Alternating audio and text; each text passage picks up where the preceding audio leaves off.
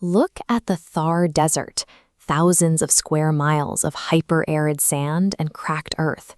There are no major river systems here. Annual rainfall is practically non-existent. Trying to cultivate water-heavy green crops in this soil is a geographic impossibility. The landscape demanded a highly mobile, resilient population. Nomadic tribes and Rajput warriors spent their lives on the move or in active military campaigns. Globally, wealthy culinary traditions usually emerge from soft climates, places with fertile riverbanks and abundant harvests. The Thar offers none of those advantages. Yet, out of this scarcity comes the Rajasthani Thali, a sudden, massive pour of boiling golden ghee over freshly baked bread. The plates are loaded with thick, dark crimson gravies, dense dairy reductions, and massive sugar-soaked pastries.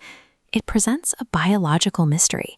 How do you extract India's most calorie-dense, luxurious feast from a landscape that actively suppresses plant and animal life?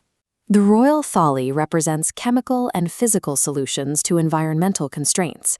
These dining halls served refined survival rations, calibrated to bypass the desert scarcities. The first obstacle to cooking in the Thar is the basic chemistry of boiling. Water was heavily rationed for drinking. Wasting it to soften lentils or boil vegetables was not an option. The mechanical workaround was total liquid substitution.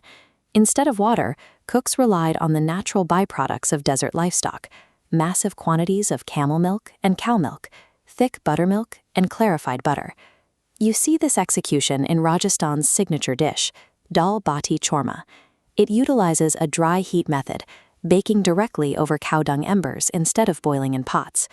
The bati, dense wheat rolls, are baked until rock hard, then entirely submerged and sealed in pure ghee.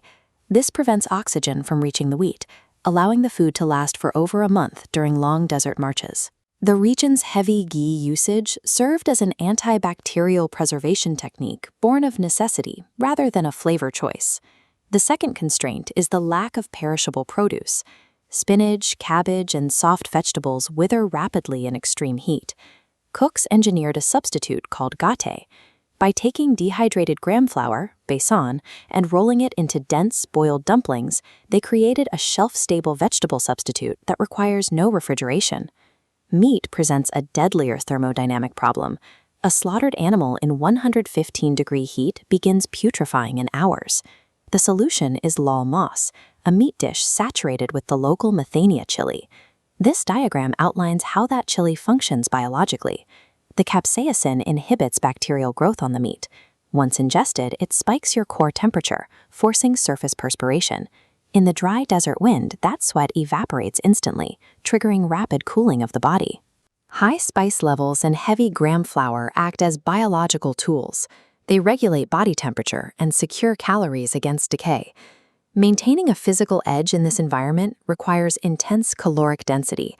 That energy is delivered through complex, heavy sweets like moong dal halwa and Ghevar.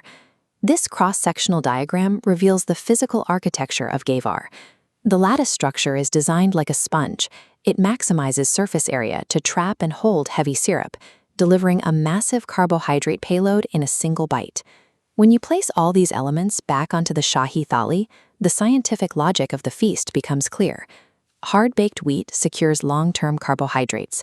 Molten ghee creates an antibacterial seal. Fiery chilies regulate core body heat.